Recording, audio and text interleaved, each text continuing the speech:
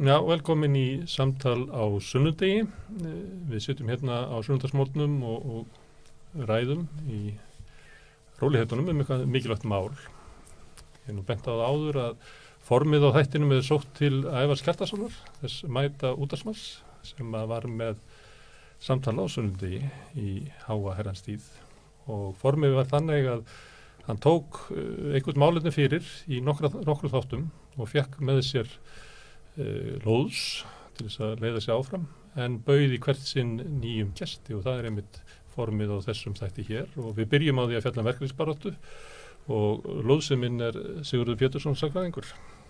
Já.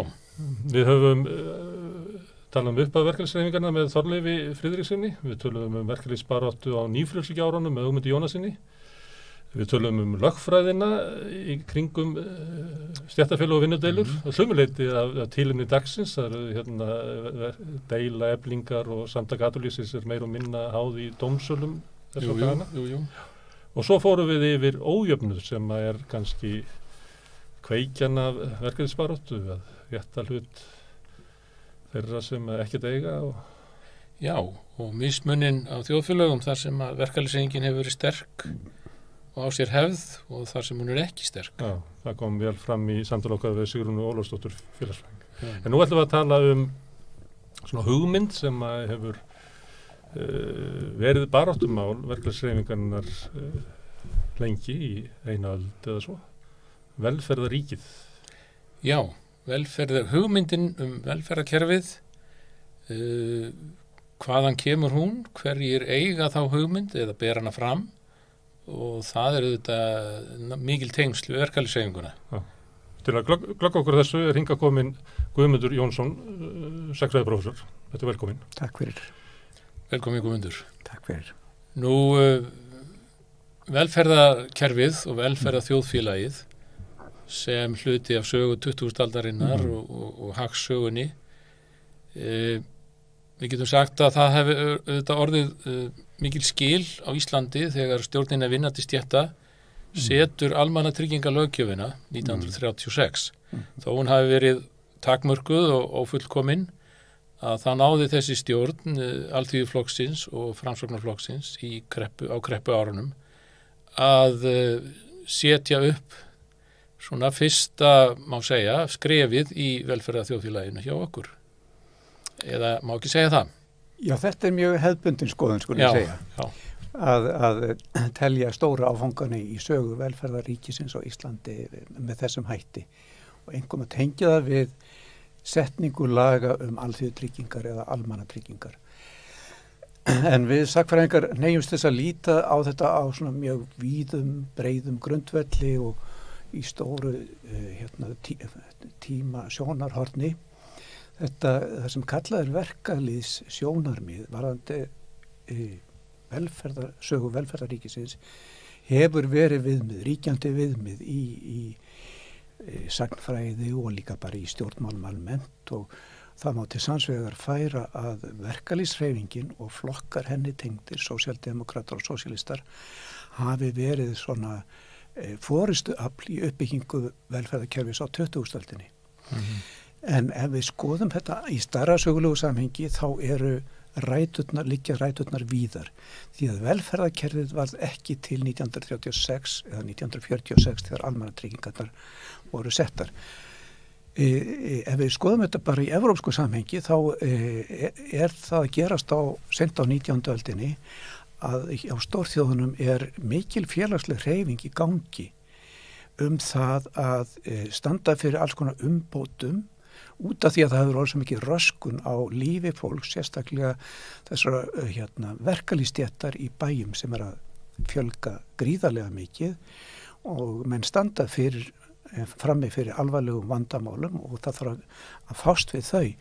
Á þessum tíma er sósíalíska hreyfingin frekar veikburða, víðast hvar, nema helst í Þýskalandi og af henni stendur ógn.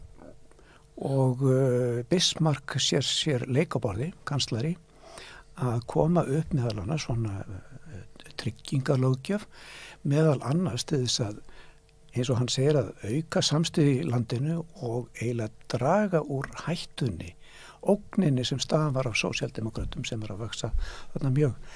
En í öðrum löndum líka verið er staðið í alls konar félagslegum aðgerðum, getum við sagt, vegna þess að vandamál sem fylgja iðnaðarkapitalismanum og þéttbýlismyndun og aukinni verkaskipting og líka miklu meiri ójöfnið en áður, að þau kalla á úrlausnir og þeir sem í forsvari í pólitíkinni, það eru ekki sósíalistar, þetta eru bæði íhaldsmenn og þetta eru líka það sem farið að kalla nýja frjálshyggjurhreyfingin, new liberalism.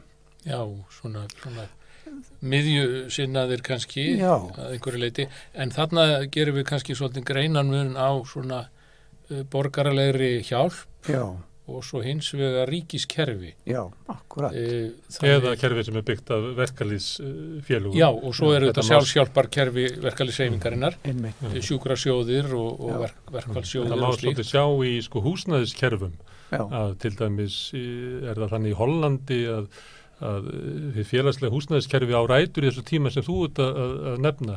Svo fyrir til Danmerkur að þá eru ræturnar í verkalýðsbaráttunni og svo þú ferði yfir til Bretlands að þá það kannski sveitafélögin sem eru gerðið út af verkalýðsflokkarnir hafa náð völdum. Þannig að áður en hins sósíalíska barátta tekur þetta yfir að þá var komin leið til þess að bæta kjör hinna eignarlausu verkalýðs í borgunum. Já, einmitt. Og jú, við getum sagt að velferðarkerfið verður til með því að það komið opinbert framtak.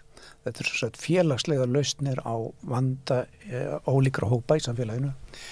En það þarf að leggja áherslu á það að sumt af þessu sem er gert sjálfsprottið úr hreyfingu verkamanna og ýmiss konar félagshópa, en líka hjá þessum frjálslindu stjórnmálamönnum sem eru ráðaferðinni segjum á tímabilinu 1880-90 alveg fram yfir fyrir heimstyrjöld, og þannig það líka á Íslandi að það komið á til dæmis ellitryggingu, það komið á sjúkra og slysatryggingu fyrir fyrra stríð, og það eru svona frjálslindi menn sem að þessu, en þetta allt mjög veikburða í raun og veru.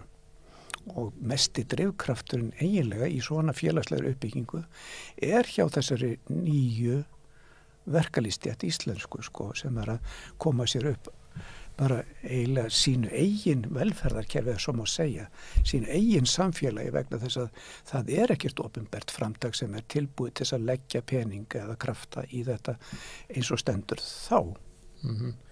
Og svo verða sveiflurnar í kapitalismanum koma náttúrulega harðast niður á þessum hópum eins og þú nefnir, atvinnuleysi eða stríð, og þá kannski verður þessi mismunur í þjóðfélögunum mest áberandi og fólk nánast að vonar völ og þá koma þessar lausnir sem þú nefnir, en síðan kemur fyrir heimstyrjöldin og markar svolítið þáttaskil.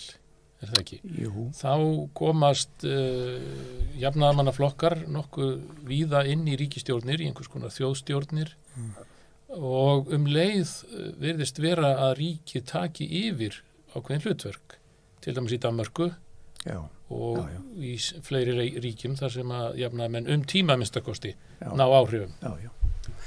Þetta stórmerkilegt tímabil svona frá sjónarmiði félagsmála pólitíkur, Hvað að gerast í fyrra stríðinu? Þarna eru menn, til dæmis á Íslandi, alls óvanir við að kljást við til dæmis atvinnuleysi, verðbólgu, vöruskort og svo framvegis. Og í nokkrum bæjarfélögum á Íslandi ástandið mjög slæmt þegar líður á styrjöldina, til dæmis í Ísafirði, í Reykjavík, í Hafnarfirði, Togarabæjunum eða stóru útgerðarbæjunum. Og margir vilja einmitt fá yfirvöld til þess að gera eitthvað í málunum. Og það verður til félagsamtökur, það ekki, Samverjinn? Já, hann einn sem eru svona súpueldhús. Já, akkurat. Haldið uppi af betri borgurum á tíðum. Já. Tór Jensen, súpueldhúsið er frækt í sögunni, það ekki? Jú. Og svo skulum við ekki gleyma líka Sveini Bjössinni sem þá þingmaður. Og hann leggur til að það verði teknar upp stórkostlegar millifærslur með því að leggja skatta á útflutningsvörur og nota peningi til þess að greiða fólki, launa fólki í bæjum upp það tekjutap sem þau eru orðið fyrir vegna stríðsins. Þetta er nýstárlegar hugmyndir á þessum tíma, mjög svo. En svo líka bara stríðið er merkilt líka fyrir það í félagslegu tilliti að þarna er að verða til skipuleg samtök, bæði stjórnmálaflokkar en líka hagsmunasamtök. Allt frá Verslunarráðinu til Alþýðusambands Íslands og verkalýðsfélaga. Þannig að þarna er þetta nútíma samfélag skipulagra samtaka að myndast og það mjög hratt. Já. Ísland verður til fyrir heimsstyrjöldinni. Já, og við verðum náttúrulega sjálfstæð 1918 og þetta kemur allt upp úr fyrir heimsstyrjöldinni. En það verða líka stór tíðindi út í heimi. Já. Þegar það verður bylting í Rússlandi undir merkjum verkalýðsstéttarinnar. Og sem að marka ákveðin þáttaskil og kannski breytir líka einhverju í sambandi við afstöðu manna til hlutverks ríkisins eða þá að aukin aðild jafnaðamanna að ríkisstjórnum verður til þess að ríki tekur á sig stærra hlutverk í þessu. Já, ég held að ríkið varð ansi umsvifamikið í styrjöldinni, svo þegar henni líkur þá dregur ríkið sig meira saman þessa starfsemi. En auðvitað er pólitíkin að verða róttækari, vinstri pólitíkin á Íslandi er að verða róttækari og það er einmitt á þessum tíma sem að Alþýðuflokkurinn setur alþýðutryggingar á oddinn sem eitt aðal baráttumál sitt. Það sér það í stefnuskránni 1923, þá var þetta orðið aðalatriði. Og þetta verður helsta baráttumál hans eiginlega bara allar götu til 1946 og Alþýðuflokkurinn telur sig vera sem sagt merkispera þessara nýja velferðarkerfi sem hann sér framundan. En það sem gerir svo aftur í kreppunni miklu er það að pólitíkin verður ennþá róttækari og þá fara menn að hugsa miklu í stærri sniðum félagslega lausnir á ýmsum vandræðum verkalýðsstéttarinnar. Og upp úr því sprettur þessi alþýðu tryggingalöggjöf 1936 og það var náttúrulega sett sem skilyrði Alþýðuflokksins fyrir stjórnarmyndun 1934 með Framsóknarflokknum. Og þessar svona samsteipustjórnir vinstrimanna og miðjuflokka, aðalega bænda á Norðurlöndum eru alkunnar og það er mjög svipað gert hér á Íslandi að þessu leyti og annars staðar á Norðurlöndum það er svona bændurnir fá sitt og alþýðan eða verkalýðurinn fær sitt og það er einhvern þá einmitt svona alþýðutryggingalöggjöf og svona alls konar umbætur, félagslegar umbætur. Já, sem koma þarna inn. Já. En í einu þá urðum við svolítið eftir á. Við fengum að vísu í samstarfi sömu aðila, fengum í húsnæðismálunum, þá komu inn verkamannabústaðirnir 29-30 og upp úr því er farið að byggja fyrstu verkamannabústaðina. En á Norðurlöndunum þá urðu til þessi miklu húsnæði samvinnufélög sem að var gerð tilraun með hér, var lítið, en náði aldrei þessu sama verða hluti af velferðarkerfinu? Nei, það var dálítið stórt dæmi með húsnæðismálin og það var ekki nógu mikill pólitískur vilji til þess að fara þessa leið. Þetta var náttúrulega bara hjartansmál Alþýðuflokksins að koma upp verkamannabústöðunum og það var að vísu greitt götu fyrir svona samvinnubyggingafélög en að hið opinbera færa að byggja félagslegt húsnæði var alls ekki inn í myndinni. Heldur hefur sjálfseignarstefnan verið alltaf ofan á og jafnvel líka innan verkalýðshreyfingarinnar. Það til kannski á seinni tímum. En það var mjög sterkt að tegðu þessi langt inn í raðir verkalýðsfélaga. Já. Það held ég. Og svo var náttúrulega völd Sjálfstæðisflokksins í Reykjavík, þar sem vöxturinn var mestur. Já. Sem hafði kannski líka eitthvað að segja þarna. Já. En það er líka athyglisvert í sambandi við þessar alþýðutryggingar 1936, að við erum að tala um svona hlutverk verkalýðshreyfingarinnar, hvað hún lagði til málana, að eitt var þetta með atvinnuleysistryggingar. Það átti að vera inn í þessari löggjöf. En það var stoppað af einhverjum sjálfstæðismönnum og framsóknarmenn voru svona tvístígandi en gátt ekki stutt þetta.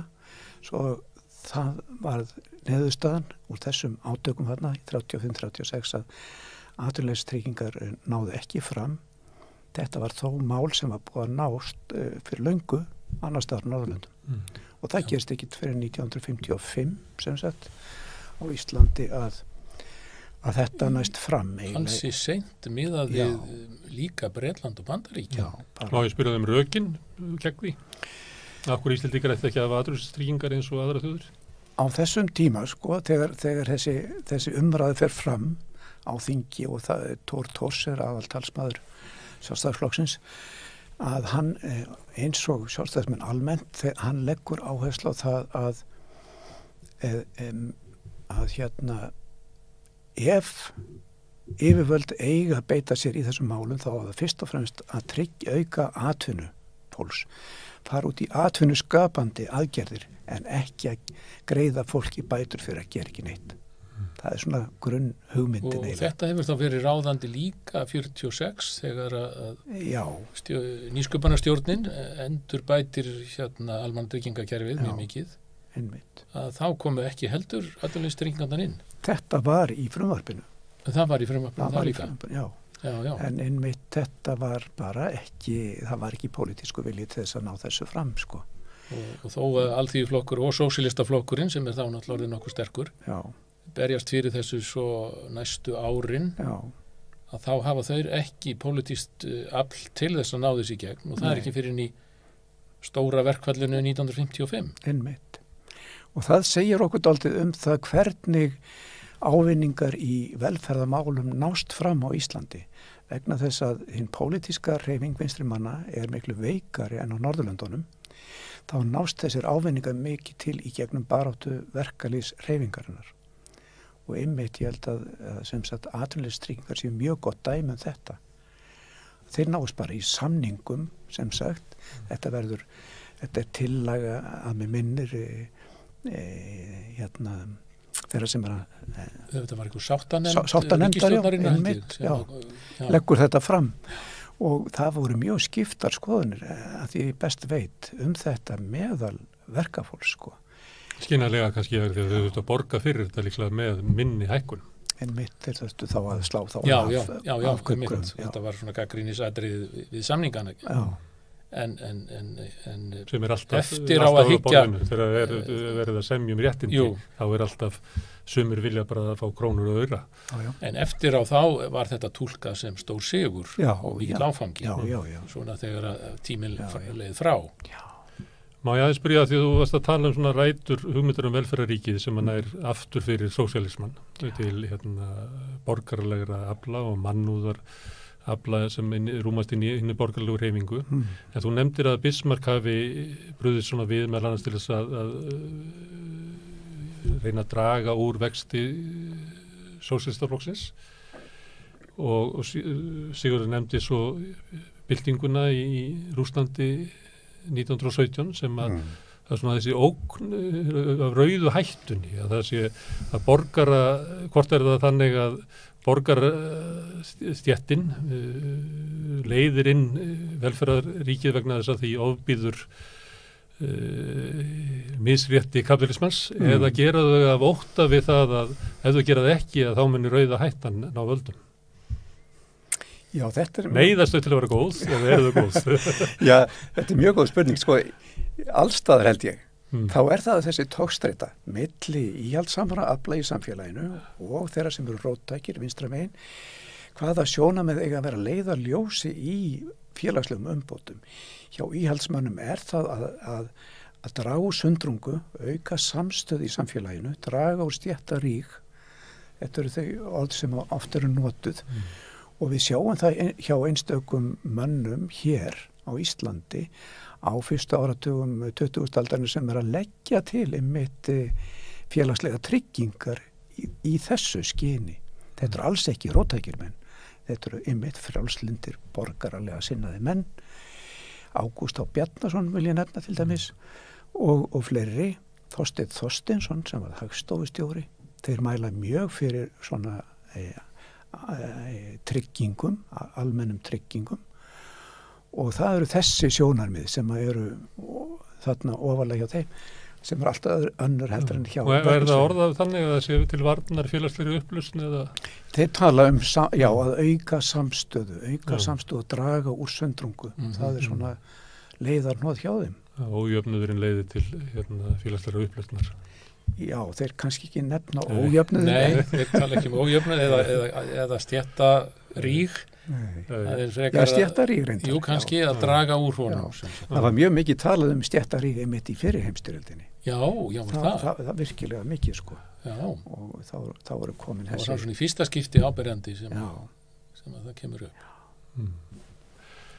En þegar við komin að þessari lagasetningu, að þarna erum við komin að þá hefur Alþýðuflokkurinn klofnað og þar eru komin kommunistar og sem að saminast síðan inn í Sósíalistaflokkinn. Voru önnur sjónamið að þú leggur áherslu á það að þetta hefði verið mál sem að Alþýðuflokkurinn rak eiginlega alveg frá 23. Voru ólík sjónarmið verkalýðsflokkana gagnvart því hvort að þetta byggja upp velferðarríki þar sem að ríkið sæi að hvað er að segja, ef maður reynir orðið eins og kommunisti, að draga úr ójöfnuði kapitalismans, fela hann, setja flaugilissklæði á beittvopnin. Já. Voru þannig var ágreiningur? Já, það var blæbrigða munur hjá þeim, sko, hjá kommunistum annars vegar og Alþýðuflokknum hins vegar. Í Alþýðuflokknum lagði þessu ofur áherslu á tryggingamálin og slíkt og náttúrulega betri aðbúnað og takmarkaði vinnutíma og undir allt þetta gat Sósíalistaflokkurinn tekið.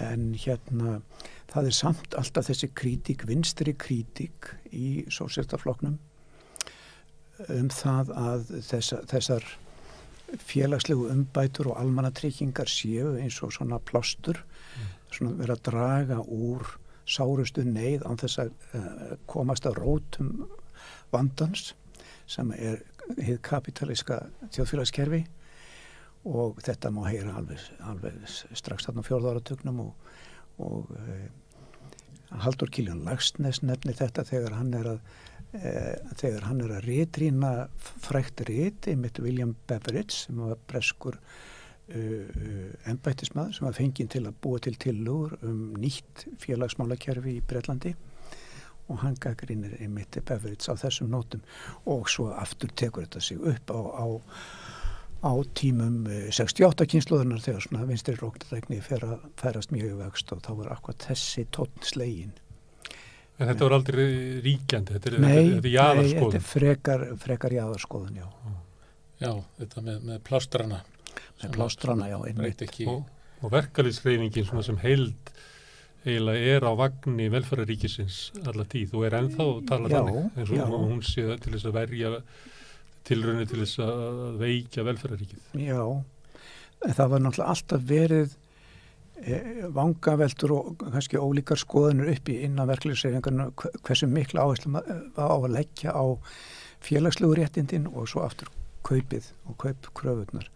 Og þetta er nú bara klassist í gegnum sögu verkalýðshreyfingarnar og eins og við vorum að tala með atvinnuleysistryggingarnar 55, svo kemur þetta aftur upp þegar félagslegar aðgerðir færast mjög vöxt eftir 1960 og sérstaklega með júnísamkomulaginu 1964 þá fara þessar raddir aftur að heyrast mikið hvort það sé ekki fara að leggja ómikla áherslu á þessa félagsmálapakka sem verða mikið talað á 8. og 9. áratögnum og hvort það sé ekki oflangt gengið erum við ekki alltaf að gefa eftir rétt okkar til hærra kaups fyrir þessar félagslegu ávinninga og þannig að það er ekki alltaf samstaða áherslurnar þó að menn sjá auðvitað augljósan ávinninga af meiri félagsbótum.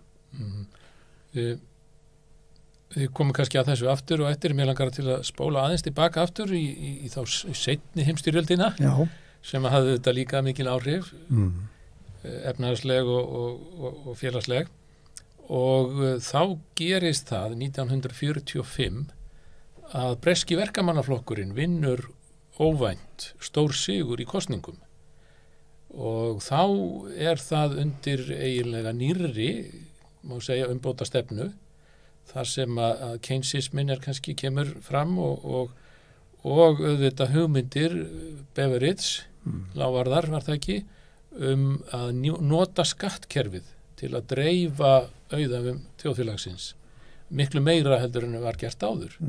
Og þar auðvitað með, má segja að velferða þjóðfélagið kannski stígi fram. Ekki bara svona almannatryggingar, heldur svona miklu víðtækari aðgerðir til að nota skattkerfið og ríkisvaldi til að jafna kjörin. Já, einmitt. Þetta hafði gríðarlega áhrif alla Vestur-Evrópu, þessi þróun. Já. En hvaðan kom þetta eiginlega? Var þetta breska heimsveldi sem var komið að fótum fram og þurfti að efla samstöðu eða hvernig telur þetta hafa orðið til? Já, tökum eftir því sko að þetta gerist bæði fyrir heimstöldinu og síðar heimstöldinni. Þarna sem sagt mikil félagsmála nýsköpun og menn eru farnar að hugsa það hvað tekur við eftir stríð. Hvernig sjáum við okkar samfélag eftir stríð að því gefnu að við vinnum stríðið.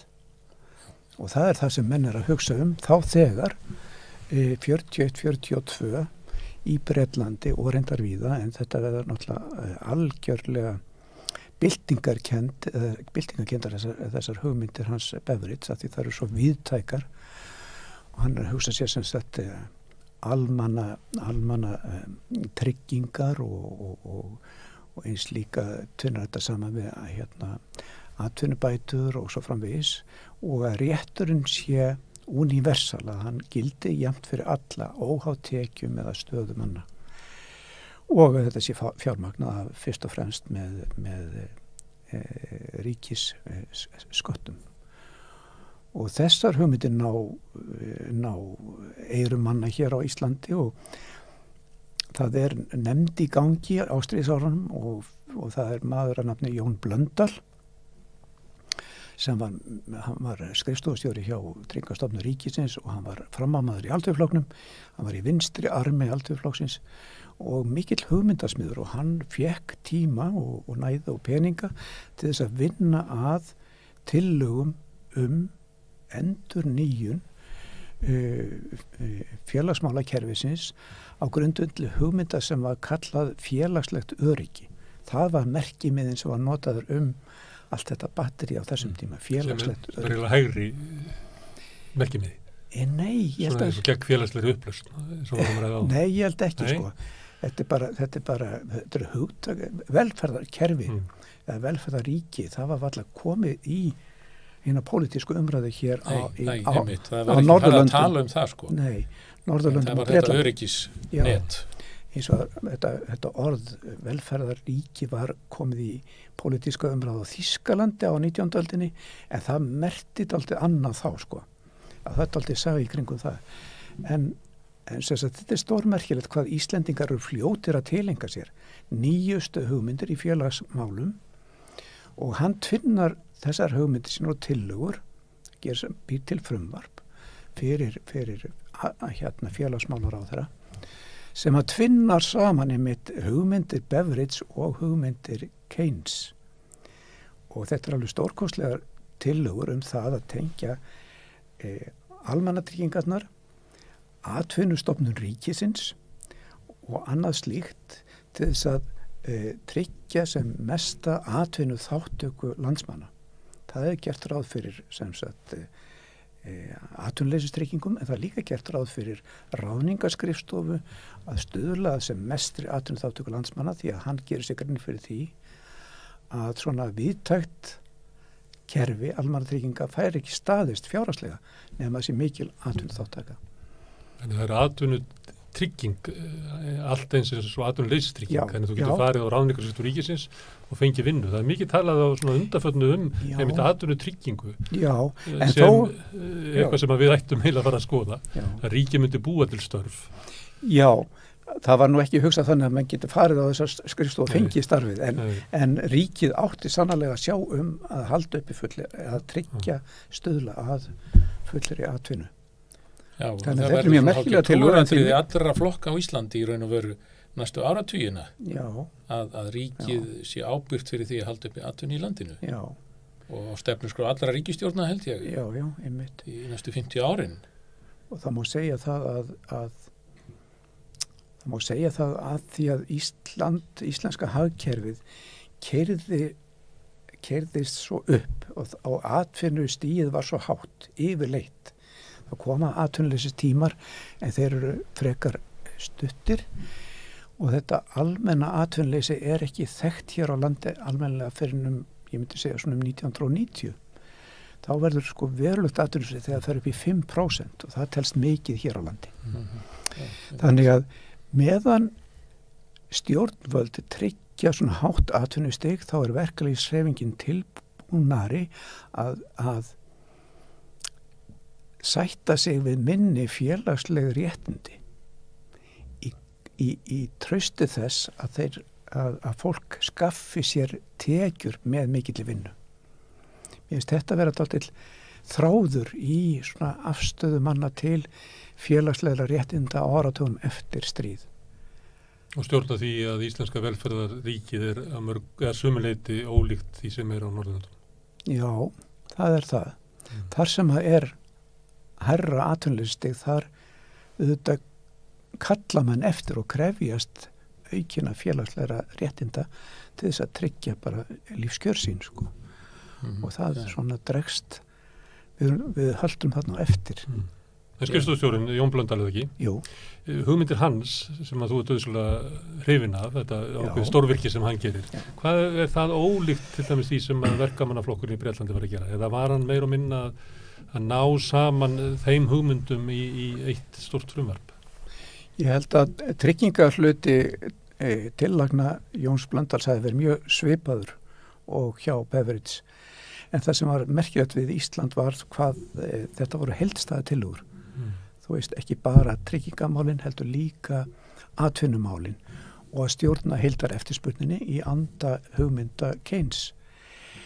En jafnvel þó að það færi út þúfur næði ekki fram að ganga, þá náði tryggingahlutin fram að ganga á Íslandi og bara hann einn er merkilegur ég myndi segja í evrópskri félagsmála sögu vegna þess að til dæmis á Norðurlöndunum þá er ekki komin svona heildstæð löggjöf almannatryggingar á þessum tíma. Það gerðist á næstu árum, kannski næstu 5 til 10 árum.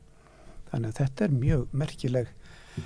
Var þetta þess að það kom fyrr inn hér á Íslandi? Já, svona heildstæð löggjöf sko. Já, sem dekka alla tegundir tryggingar sko. Já. Seinna verður svo þróunin svo að Danir, Svíjar og Normenn þeir eiginlega verða meistarar eða heimsmeistarar í velferðarkerfi að margra mati og þetta með háum sköttum og líka með þessari hugmynd Beveridge að allir eigi þátt í velferðarkerfinu. Já. Og það er meira að segja þannig að það var miskostið þannig þegar ég bjó í Danmörku 1997 að þá fengu allir barnabætur. Það var alveg sama hvort þú varst að vinna hjá Gilleleje kommune eins og ég eða hvort þú varst sérfræðingur með há laun. Það fengu allir jafnar barnabætur. Stefán Ólafsson hefur bent á að það hefði mjög fljótlega orðið enginn á íslenska velferðarkerfinu að það væri meiri skerðingar. Það er sem sagt þannig að það er ekki allir jafnir þáttakendur í kerfinu. Það er að segja að þeir eiga ekki. Jú, það eru skattar að sjálfsögðu, en skattarnir eru þá þeim mun lægri á hátekjufólkið og það er þá ekki með í kerfinu. Og þetta hefur kannski ágerst. Þetta hefur kannski haft þau áhrif líka að velferðarkerfið okkar, það er ekki nú eins mikið samstað það eins og í Svíþjóð og Danmörku. Ég held að sá stjórnmálamaður sem ætlaði að fara að skerða barnabætur og hálaunafólk í Danmörku og Svíþjóð, hann er settur af leið. Já. Og kannski líka ólík afstæða þjóðana til ríkisins. Stundum veltum við fyrir sig hvort það sé. Og skattsins. Já, skattsins. Að það er svíi, þá er þetta ríkið okkar, en ég veit ekki alveg hvort að Íslendingar hafi alltaf hugsað þannig, sko. Það er ríkið sem er að taka af mér. Stundum fær maður það til fyrir að við séum með svona ekki alveg sömu hugmyndum ríkið eins og maður heyrir oft þegar maður er að tala við Norðurlandabúa. Þennan sameiginlega sjóð. Já, eða kannski orðað þannig að það hafi ekki alveg sömu hugmyndur félagsleg réttindi. Hvað eru félagsleg réttindi? Hvað eru sjálfsögð félagsleg réttindi? Ég held að það sé ennþá dálítið djúpt á þessu hjá Íslendingum að félagsleg réttindi séu svona fríðindi sem eru mjög háð efnahag á hverjum tíma og þegar bjátar á í búskap þjóðarinnar þá þarf að skera þau niður og bara það sé engin heilagar kýr þarna, þetta á að skerast niður. Þannig að ég hef grunum það að þessar hugmyndur félagslega réttindi séu ekki eins inngrónar í svona stjórnmálamenningu Íslendinga eins og annars staðar á Norðurlöndunum. En það satt sem sagt að þessar tekjutengingar bóta byrja mjög snemma og eins og Stefán Ólafsson hefur sýnt fram á, þá það einna mestar hér á landi, ekki bara Norðurlöndunum, heldur bara líklega allan heim.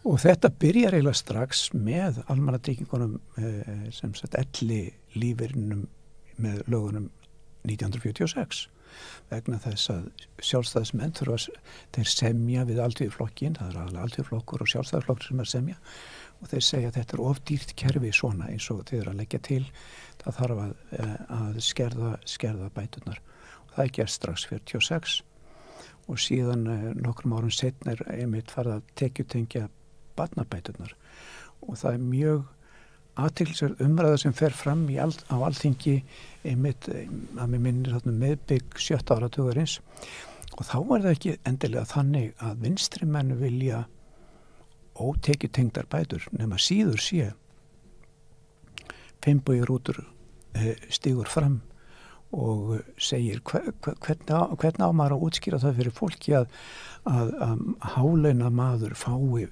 100 eða 200 krónar í barnabætur, hann hefur ekkert með það að gera. Það bara ójafnrétti sem falið í þessu. Þannig að á vinstri væng stjórnmálanna menn líka mjög skeptískir út í svona almenn universal réttindi. Þá náttúrulega engi til að verja þau, ef að vinstri var ekki til þess. En þó voru menn, svo ég rugli aðeins málið, á hægri vagnum sem eru tilbúin til að styðja þetta.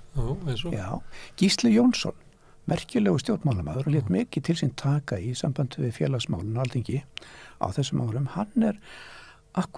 Hann mikill beverage maður í raun og veru í hugsun þessi almennu réttindi, óháð efnahag og ég held að hann nefni mitt þetta að þegar þau eru almenn þá meiri samstaða þetta og menn sjáu að það sé þá meiri þáttaka allra í kerfinu. Já, það hefur svona verið grundvallar atriði þá þessi sem aðhyllast þá hugmynd. Sko. Má ég aðeins að því að við erum að tala um velferðaríkið og hvernig Íslendingar taka þau. Ein leið til þess að útskýra það væri það að þarna hefur verið að flytja á milli þjóðfélagshópa frá hinum beturstæðu til hinna verðstæðu. En það líka verið að flytja á milli kynslóða. Þannig að þú fær styrk þegar þú ert í Danmörku með börnin þín og styrk til þess að kaupa húsnæði og annað slíkt og styrk þú ert orðin gamall og komin út af vinnumarkaði og borga þar alveg hærri skatta þegar nettóskatta þegar börnin eru farin og áður verður gamall. Það ekki svolítið þá þannig að Íslendingar hafi frekar keypt fyrri hlutan sem tilflutningur á milli þjóðfélagshópa, frekar heldur en þessa hugmyndum tilflutning á milli aldurskeiða? Jú, það má vel vera. Ég þekki það mál ekki nógu mikið sko, en það eitt af þessum sem þarf að finna jafnvægi á milli. Það annars þessar tilfærslur milli aldurshópan og hins vegar milli þjóðfélagshópa. En menn færa þessa peninga á milli bæði með ellilífeyri og með barnabótum og stuðningi náttúrulega við menntun og svo framvegis. Og ég skal ekki segja, ég hef ekki svo sem ákveðna skoðun það hvernig best væri að gera betur. Þetta birtist í skerðingunum. Þá eins og að sé það að flytja á milli frá hinnum beturstæðu til hinna fátakari, það svona frekarsamþykkt. En það að vera að flytja á milli aldurskeiðana, þannig allir fái barnabætur, allir frá eftirlaun. Það einhvern veginn aldrei almennilega átt upp á pallborð á Íslandi. Svo hugmynd. Nei, það satt. Það alveg satt, sko. Og þá skattkerfið einhvern veginn veikara hér að einhverju leiti til þess að takast á við þetta því að þetta byggir auðvitað á því að það sé nokkuð réttlátt skattkerfi sem að gildi fyrir alla. En hér á Íslandi hafa náttúrulega alltaf verið ákveðnir hópar sem hafa komið sér undan tekjuskattinum að einhverju leiti og þar af leiðandi hefur samstaðan þetta kannski ekki verið eins mikil eins og á Norðurlöndunum. Það sem að nágranna varslan mjög mikil í svona efnahagsmálum eða skattamálum. Já, því þetta ríkið okkar. Já. Það sennilega alveg rétt sem sagt að lögmæti ríkisins byggist mjög mikið á því að það virðist á að sýnast vera réttlátt og ekki mismunna fólki og menn standi jafnfætis gagvart meðal annars skattaálagningu. Og ef ríki stendur sig ekki að þessu leiti þá dregur þá trausti á því og kannski vilja fólks til þess að láta almannavaldið hafa hlutverk meðal annars í félagsmálum. Nú erfitt að segja til hvort að hér hafi verið víðtækari skattaundanskot eða skattaálögur hafi hvílt minna á hinum ríku. Ég þori bara ekki að... Hvort ekki að má færa rök fyrir með vísun í kannanir og skýrslur. Já. Því að skattsískuðu meiri á Íslandi heldur en annar staðar. Líka að skattlagninga á hinna beturstæðu, fjármagnstekjur, fyrirtæki og fleira sem lægri hér en á Norðurlöndunum. Tekjuskattstiginn er brattari þar, þannig að það hærri álagninga og hæðstu launatekjur líka.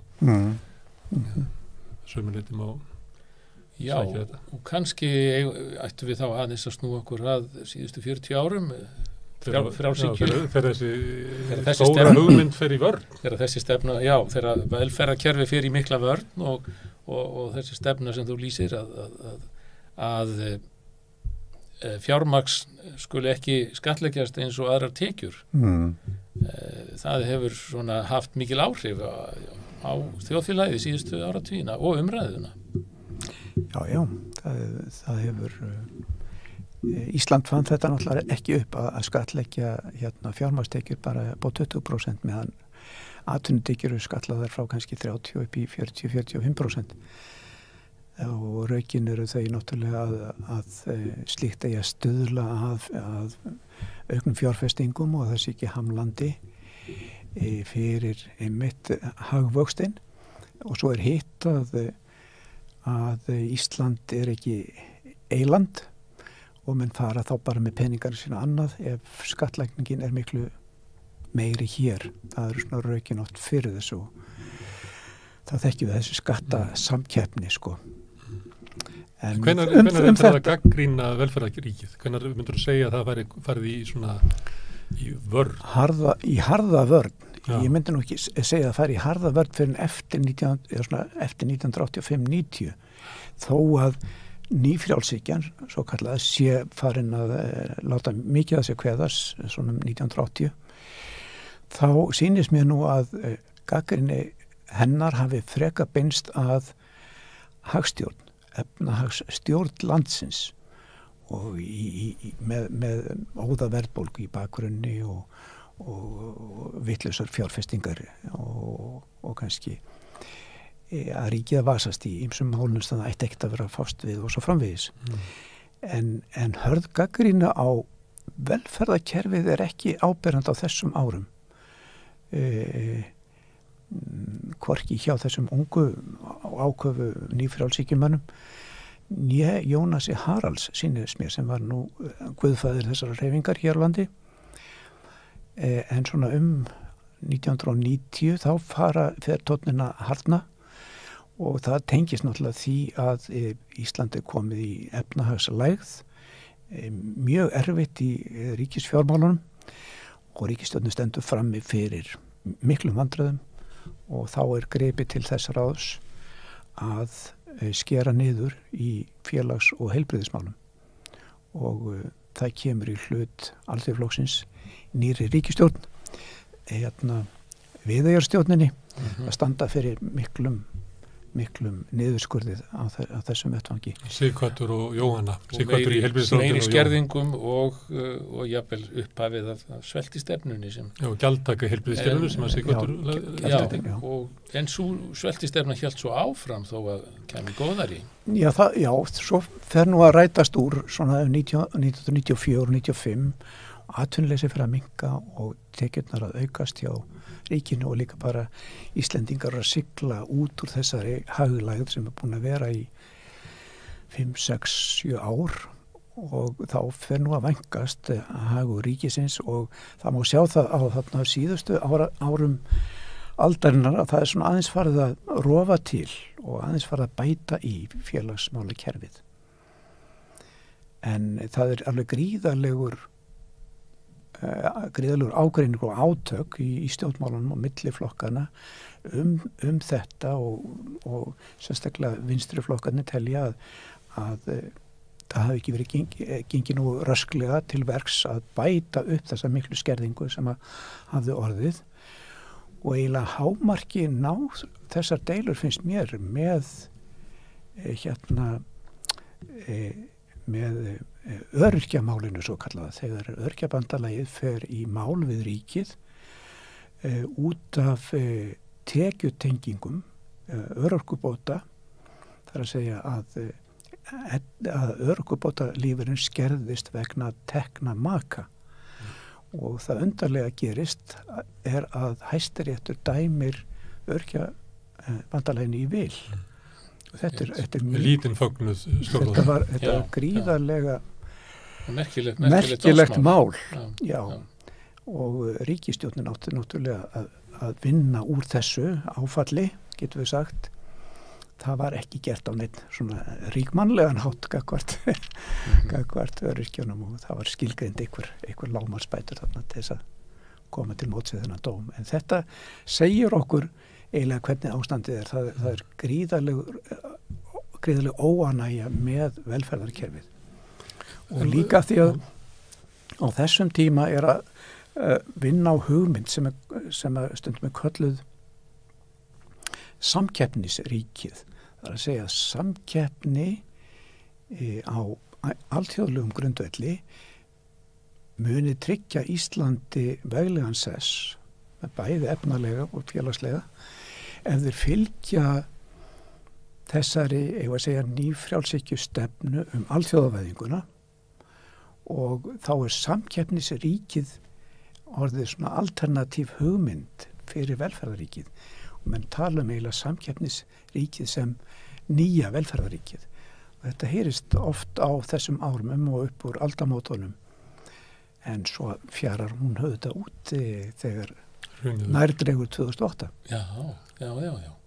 Þetta er alþjóðleg hugmynd sem að bara nær tökum og mjög hér á Íslandi því sjáu alla þessar halleluja kór víða landi þar sem menn að segja hvað Íslendingar standi sig vel og hina á þessum frelsismæli kvörðum heimsins og það er akkurat þetta að vera íta undir það að opna hér allt og gera allt sem frelsast. Og stefna samtímis að einhvers konar lágmarksríki. Það er að segja að draga úr í raun og veru fjárframlögum til menntakerfis, heilbrigðiskerfis og velferðarkerfis eða halda í við það að minnstakosti. Já, minnstakosti nei, þetta er ekki hugmynd lágmarksríki, þetta er frekar hugmynd það að félagslegar umbætur og líka hagvöxtur náist best með þessum hætti að gefa sem mest frjálst. Þannig aukist velferð manna og það er kannski bara gamla hugmyndin með kannski öðrum tvist. Þetta eru brauðmólar að skili sér að lokum til allra. Já, einmitt. Og munu fækka þeim sem að þurfa aðstoð að halda, svo jafnvel getur við haldið áfram velferðarkerfi fyrir þá sem eftir eru, með jafnvel minni framlögum heldur en í dag. Já, einmitt. Að þetta velferðarkerfi sé svona bara fyrir þá fátæku, sko. En þegar það byrjar að grafa undan hugmyndinu velferðarkerfi, hvaða rökur það? Er það vegna þess að það sé misnotað eins og til dæmis nýfrjálshyggjumenn í útlöndum heldur oft á lofti, eins og Ronald Reagan og fleiri, ég bara tala welfare queen og fleira, þetta væri kerfi sem væri fullt af spillingu og misnotkun, eða vegna þess að við, eins og oft er sagt hér, að við eigum ekki efni að eiga flugvél fyrir landhelgisgæsluna, við eigum ekki efni að hafa velferðarkerfi að við erum svo fátæk. Hver voru svona rökin sem að voru gegn áframhaldandi uppbyggingu velferðarríkisins? Þetta voru nú fyrst og fremst fjárhagsleg rök þarna í upphafi, sko. Já, en líka fer nú að blandast inn í þetta, semst að ríkið sé orðið of umsvifamikið og afskipta samt orðið íþyngjandi fyrir atvinnulífið sérstaklega. Og svo er líka bara þetta sjónarmið að bætur hvort sem það nú atvinnuleysisbætur eða aðra bætur mega ekki vera of háar til að það geti dregið úr vilja fólks til þess að sjá sig sjálft.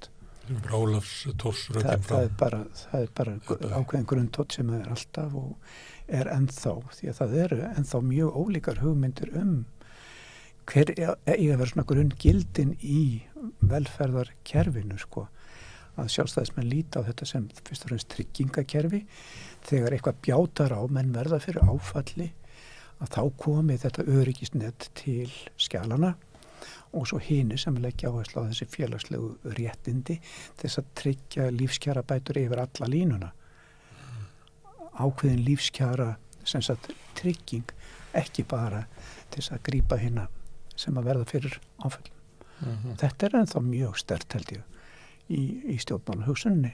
Já, og þetta þessi svona umræða sem er nú samt ekki mjög upp á borðum. En kemur svona til hlýðar oft á tíðum í umræðuna og þessi skömmlu sjónamið sem er náttúrulega orðin fjarska gömul í raun og veru. En þá komum við kannski líka að öðru sem að við rætum hér aðeins við Sigrúnu Ólafsdóttur, professor, jöfnuðinn, að Íslendingar vilja jöfnuð líta á þjóðfélagi sem nokkuð jafnt og í könnunum hjá almenningi þá er því svarað að menn vilja halda því þannig. En þau öfl sem að þá vilja, skulum við segja, draga úr framlögum til opinbers kerfis, heilbrigðiskerfis, menntakerfis, velferðarkerfis og í staðinn skapa möguleika fyrir fólk til þess að hafa meira frelsi eins og það heitir, að þessar hugmyndir eiga í raun og veru ekki almennilega upp á pallborðið, en það reyndi að lauma þeim samt inn. Já, það bara, kannanir hafa sýnt mjög lengi að það er mjög mikil stöðningur við víðtækt velferðarkerfi. En samt höfum við haft stjórnvöld sem að vinna gegn því. Já, þetta er ákveðin þversögn. Þetta er ráðgátan Ísland. Já, þetta er svona í sumum málum að það eru skilmilli þings og þjóðar. Það er ekki bara velferðarkerfið, sko. Það er stjórnskipunarmál og það er kjördæmamálið og svo framvegis. Kvótin ef ég má... Kvótin, já, mitt. Þannig að þetta er alveg rétt að það hefur verið mikil stuðningur við þetta en svona virka stjórnmálin sko hjá okkur. Nú ert þú auðvitað margfróður og búin að rannsaka mikið hagsögu landsins og þessi einkenni kannski íslensk efnahags og kapitalisma og það eru þessar miklu sveiflur. Annars vegar að því að við lifum á sjávarauðlind og hins vegar að við erum mjög háð erlendum mörkuðum sem taka við okkar vörum. Við höfum tekið stundum djúpar lagðir en ekki mjög langar og svo nefnuru þarna stöðnunar tímabili sem að oft er litið framhjá 89 til 92-3 eða byrjaði það fyrr kannski? Nei, 89 held ég alveg til 94-5 sko. Já, sem ég hef einhvern tímann heyrt að væri með lengri stöðnunartímum í okkar efnahag og sem hafði þessi áhrif sem þú nefndir. Síðan kemur hrunið en sem efnahags áfall mikið, djúpstæð lægð en varði ekki lengi. Og þegar upp er staðið og við héldum að myndi breyta einhverjum grundvallaratriðum í samfélaginu, hvað myndur þú segja? Hvert stefnum við núna? Miðað við fyrri sögu? Áttu við efnahagslega eða félagslega? Efnahagslega og félagslega. Sko varðandi velferðarkerfi þá var það náttúrulega mikil breyting í kreppunni af því að það náttúrulega breytist, kom ný ríkisstjórn Jóhannu Sigurðardóttur og hún hafði það náttúrulega á stefnuskrá sinni að hér yrði stemt að norrænu velferðarkerfi og það voru ýmsar aðgerði í því skyni og svo framvegis þannig að og mikil stuðningur fyrir að fara í þá áttina. Það hefur nú gengið á ýmsu náttúrulega eins og við þekkjum núna setni síðustu árum og það sem er náttúrulega finnst mér standa upp úr eru þessar gríðarlegu tekjutengingar í almannatryggingakerfinu og það á örugglega eftir eitthvað að gerast núna held ég á næstu árum sem að sem að mun breyta þessu. Ég trúi nú ekki öðru því að tengingarnar eru svo gríðarlega miklar. Að það sé orðið það óvinsælt já, ég held að það sé bara komin upp svo mikill þrýstingur til að breyta þessu. Og þetta er líka ólýðræðislega staðið að þessum skerðingum, sko. Þetta er þetta vélað í ríkisstjórnum, oft kannski bara einn að til ráðherrar sem að ráða þarna ferðinni. Þannig að þetta er ekki eins og þetta séu samantekin ráðþjóðarinnar að ganga í gegnum þetta. Nei, einmitt. En hvað með þá auðvaldsþjóðfélagið okkar sem er nú þokkalega ríkt, stendur það undir þessu kröfum aukna velferð eða borgarvelferð? Já. Eitt af því sem gerðist þarna í kreppunni hérna 2008-2010 var það að allt í hennu fekk norræna mótilið, norræna hugmyndunum samfélagsgerðin gríðarlega athygli vegna þess að þarna voru velferðarkerfi til staðar þegar kreppan kom og þau hjálpuðu mjög við að draga úr áföllum sem að fólk almenningur varð fyrir í kreppunni. Og þetta gerðist þrátt fyrir það að ríkin urðu fyrir náttúrulega samdrætti í framleiðslu og framvegis, en voru furðu fljóta að ná sér aftur og fóru ekki þessa leið eins og til dæmis Bretland að halda áfram niðurskurðarstefnu og reyndar enn í dag á þeirri vegferð. Þannig að þarna erum við með stór velferðarkerfi sem að stóðust þetta álagspróf og hjálpuðu þessum samfélagum við að ná mjög fljótt aftur sem sagt fyrri stöðu. Og það er nú náttúrulega merkilegt að meira segja The Economist frjálslinda tímarit Breta fyrir kirkjan í frjálshyggjunar. Kirkja frjálshyggjunar, hún sló þessu upp held í 2013 sem sagt að norræna velferðarmótilið, það væri sko hið nýja samfélagsmótil eftir kreppu. Það siglu til að standa af sér áföll. Já.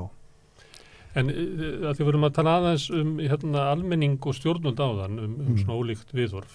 Ef maður svona reyna metað út í samfélag, þá er gríðarleg þrýstingur og stjórnvöld að bæta heilbrigðiskerfi. Já. Og sömuleyti má líka merkja þess að þessu kröfur mikla raffaringar á húsnæðiskerfinu. Man sér það bara á viðbröðum og fjölda blaðamanna fundar stjórnvalda til þess að vera kynna þessu með lausnir í því máli. En svona velferðarríkið sjálft, nú verður maður ekki oft varfið það að það sé verið að ræða það með svipum hætti og til dæmis þessi tvö kerfi sem ég nefni. Nei. Og mér dettur í huga því að þú horfir aftur núna,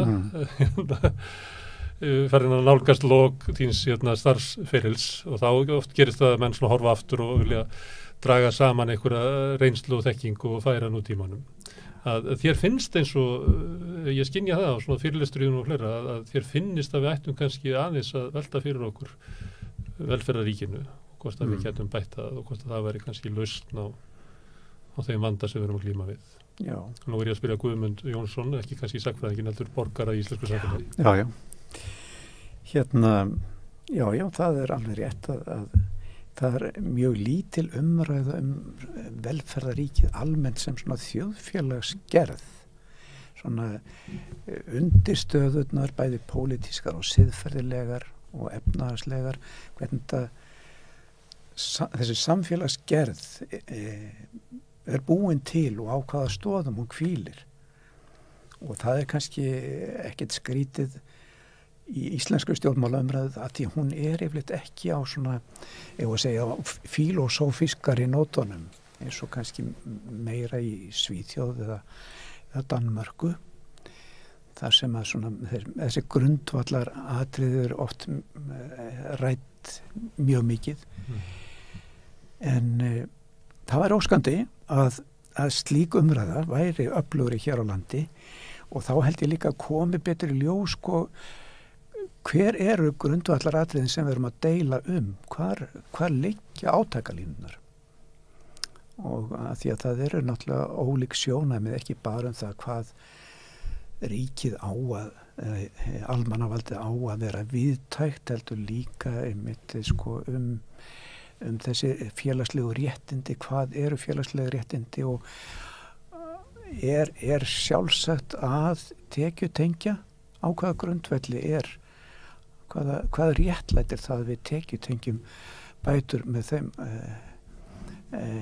í þeim mæli sem gert er þetta bara fjárhagsleg sjónarmið eða er eitthvað annað þarna baki sem ég held að það sé.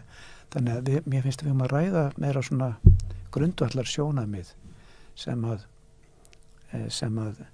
eru þarna á bakvið. Þú gerir ekki litla kröfur á íslenskt samfélag að hætta að tala persónur og jáfnvel ekki atburði, heldur að fara að tala hugmyndir. Já.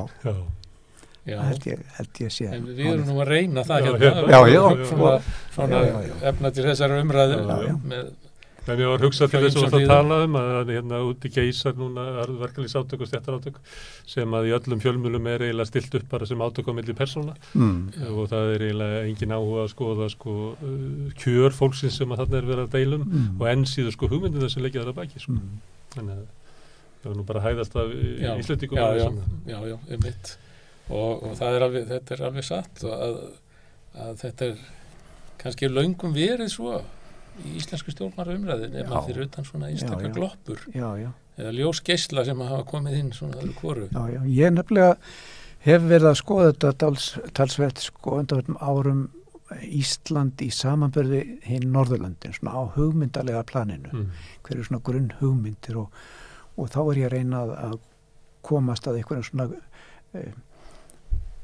hugmyndum íslenskra stjórnmálamanna eða þeirra sem eru í opinberu lífi að tjá sig velferðar samfélagið eða velferðarríkið almennt og það verður að segjast eins og að akurinn er miklu fátæklegri hjá okkur heldur en öðrum og það er ekki held ég bara út af því að út af smæðinni heldur líka hvernig við iðkum stjórnmál og hvernig við tölum hlutina en það er þetta er þá bara liggur í okkar stjórnmála menningu djúpt hvernig þessum hlutum er háttað. Ég kann nú svo sem ekki einhlítar skýringar á því en þetta liggur mjög djúpt. Það væri freistandi að enda hann í hugmyndunum en að því að við erum að fjalla verkalýðsbaráttu og við tölum svolítið þátt verkalýðsbaráttunar í því að koma velferðarkerfinu á. Þá verði ég eiginlega að fá að skjóta inn svona auka spurningu þátt verkalýðshreyfingarinnar í vörninni fyrir svona veikingu velferðarríkisins. Kanntu að segja okkur frá því hvort að verkalýðshreyfingunni hafi tekist að spyrna við fótum eða stundum er nefnt að hún reyndi að búa til sitt eigið kerfi eins og sagt með virk og starfsmenntasjóðum og öðru slíku því meira sem að opinbera kerfi var veikt. Já. Þannig að nú eru 2% af launum fólk sem að fer í svona sjóðu auk félagsjóðsins. Já. Það er náttúrulega dálítið áberandi svona eftir stríð að Íslendingar fóru að setja mjög traust sitt á hið opinbera og hið opinbera ætti að sjá hlutina og svona sjálfsbrotnar hreyfingar og félagsmálar hreyfingar, þriðji gerin sem stundum kallaður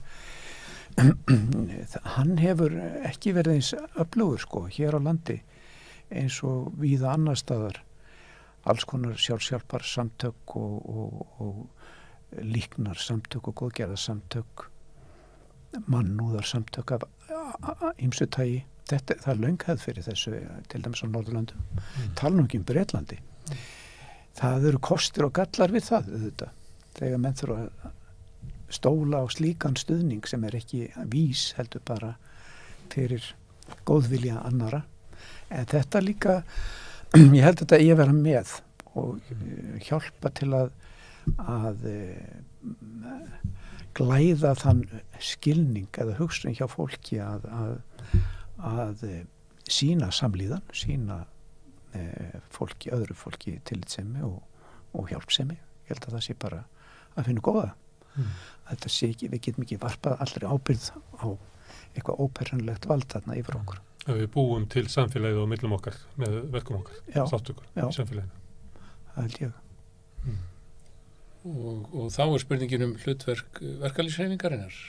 Er hún meira og minna búin að gleyma Hún gerði það nú í þessu upphafi. hlutverki sínu sem hún hafði í upphafi Grænmetisgarða og ýmsu og einbytta sér nú aðeins að kaupum og kjörum á vinnumarkaði. Já, er hún ekki alltaf að því? Hún gerir það náttúrulega líka. Já, og er hún ekki að koma mjög sterkt inn í samband við í félagslegar íbúðir núna Já. á síðustu árum? Rekur það sjálf. Hlutverk sem að eiginlega félagslega íbúðina sem eiginlega Sem var lagt niður sem á var lagt niður bara ríkisvaldinu. upp úr aldamótunum. Já, það er einmitt mjög stórt mál sem að verkalýðshreyfingin er að láta til sín taka á. Þannig að Byrja upp á nýtt, það er svolítið harkalegt að þurfa að byrja upp á nýtt. Já. En það er náttúrulega Það er dæmi það að verkalýðshreyfingin er vakandi. Já. Ef við viljum enda á bjassinu nótu þá er það kannski dæmi það að við sem að koma út úr hnignunnar skeiði nýfrjálshyggjunar að Sé verði eitthvað nýtt. hápunkturinn var eiginlega það að rústa verkamannabústofunum en vonin nýja tíma er þá bjarg. Já. Myndu við ef að fallast á það að sé að við endur þá á Ég held að það sé nokkuð til í þessu. Já. Herðu Guðmundur, kæra þakki fyrir að koma til okkar hérna. Já, takk fyrir kærar þakkir, Guðmundur. Takk fyrir. Og Sigurður, takk fyrir að sitja hérna. Velferðaríkið er stór hluti af svona hugmynda leiðinni sem verkalýðsbaráttan stemdi að. Jú, vissulega og þar sem að verkalýðshreyfingin og jafnaðarmannaflokkar hafa haft mest áhrif og þar hefur velferðarkerfið verið best og sterkast. Já. Og fyrir tilvægna verkalýðshreyfingarna eins og komum fram og ótta borgarastéttunar við þína rauðu hættu. Bættu við því við, já. Herðu, við höldum áfram hér á næsta sunnudag að fjalla verkalýðsbaráttu, Sigurður Pétursson og ég og þá fáum við annan gest en ég þakka Guðmundi aftur og ykkur sem hafi staldrað við og hlustuðan á þátt, hvet ykkur til þess að aðstokku við að byggja upp samstöðuna, þið gerir það með því að dreifa þessu þætti á samfélagsmiðlum ef ykkur líkar, þið getið lækað síðu samstöðunar bæði á Facebook og YouTube og ef þið viljið styrkja samstöðuna í uppbyggingu sinni að þá getið þið gert það með að fara inn á samstöðun.is, það er hnappur sem heitir skráning, þá getið þið gengið í alþýðufélagið, talandi félagslega uppbyggingu og félagsgjöld þar eru eins og áskriftarsamstöðunni 2.000 krónur á mánuði. En takk fyrir og ég er góð helgi.